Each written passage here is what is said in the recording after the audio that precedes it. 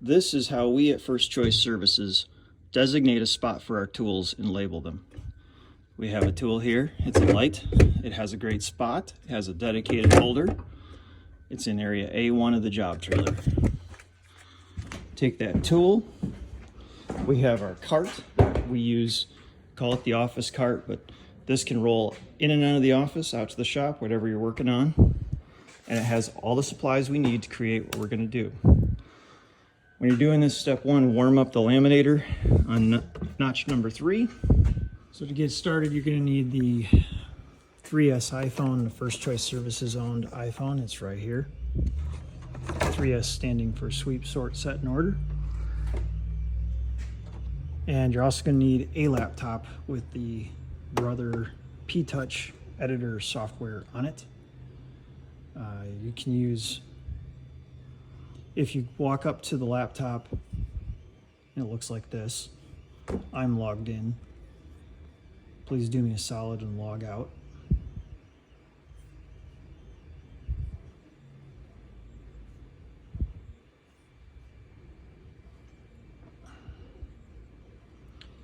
And log into the shop.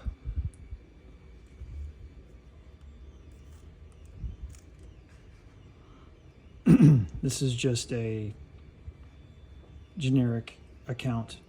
I wouldn't log into your bank account information in this, but logging into the shop account on my laptop will allow you to run that. It does need to be plugged in via USB cable. So those are the things you got to have. How in the hell do we create an image of that without a background? Well, glad you asked. Step one, take the 3S phone, camera app, take a photo. You want to do this where there's not a lot of a background. And the reason is the iPhone now has this sticker effect, and when you tap the photo just right, it has this glowing aura around the item. Just hit copy. This app down here in the bottom of the screen is print to size. This is a second take video, so I've got some crap in here. Paste the item. Now you can see where in this item, in the background, you can see the box between the handle. I did that on purpose so you could see my mistake. I'm going to do that over again. Now this time I'm just going to use like the floor. Camera. Photo. Item. Tap it 2 or 3 times. It's kind of, there we go. I don't know how that gesture works. Copy. Print to size. Paste. You can see there's an artifact in there, but good enough. Now we want to know what size we're making it. The space I have is the front of this. So I'm going to take a measuring tape, and we got 7 by 3-ish. So say 5 by 3. This is 5 by 5. So I'm just going to shrink it down. Looks like, do I really only have 3 inches? Man, I could go a little bigger. We'll call it 3.5. So I'm going to make my smallest dimension 3.5.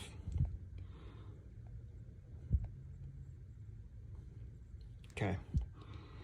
Now, if you're doing multiple tools, you can position them all over and print them all at once. When you're done with that, there's a little print icon down there. Hit print. And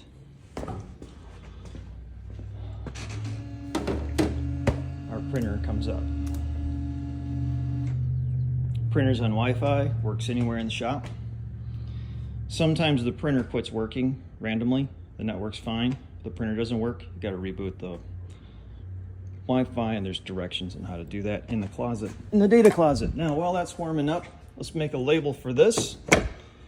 So we go to the laptop and open it up. And if we just tap on tool label, automatically has our logo in there.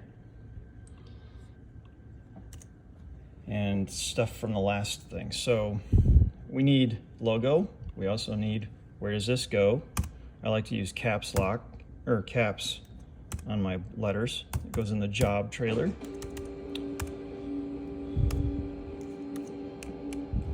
Job, there we go. Section A1. And if we know where it came from, then we put the store we got it from in the year.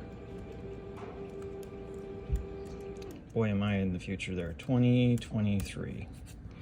I don't know where this came from, so I'm just putting the year in. We're gonna make it fit on that label. We can make our labels a variety of ways. Now again, I only have that space, which on the cart, we have a measuring tape that is for this purpose. We're 2.5 by 2.5, basically.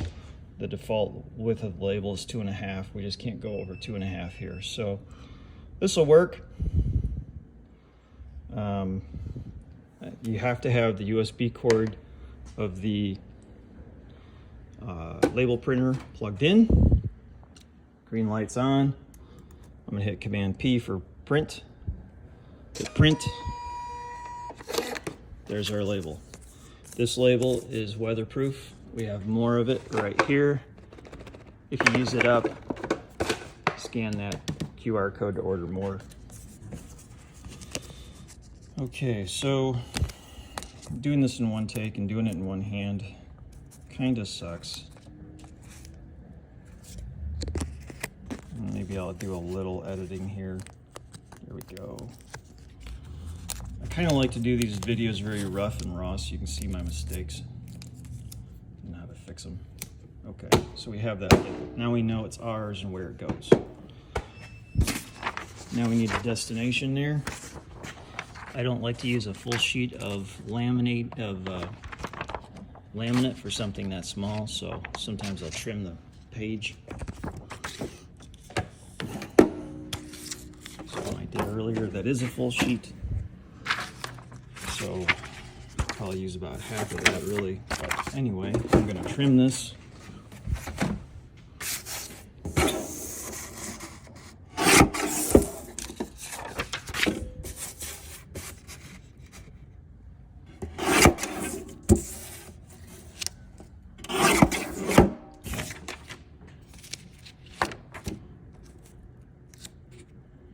Put this in our leftover piece of laminate sheet.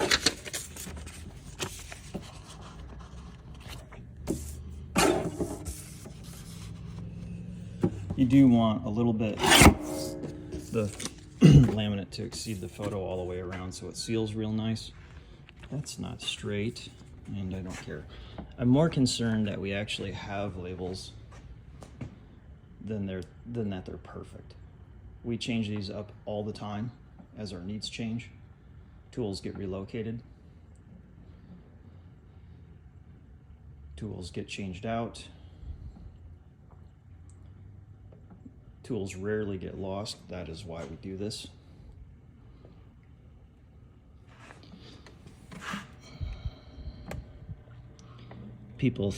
Some people think this is OCD. It's really about respect. It's respecting each other's work environment. You use something, you can put it away. The next person can use it, respecting each other's work environment. Now I like to use double-sided tape. You can use poster tape, any kind of double-sided tape. I prefer that because then when we relocate the label, we can pull it off of where it was, or relocate the item, we can pull it off where it was, reuse the picture, and use it again. So there we go. There. Now, when you go to use this tool, whose is it? Where'd it come from? It belongs to First Choice Services. It goes in the job trailer. It goes in section A1. Section A1. Oh, look, it goes right there.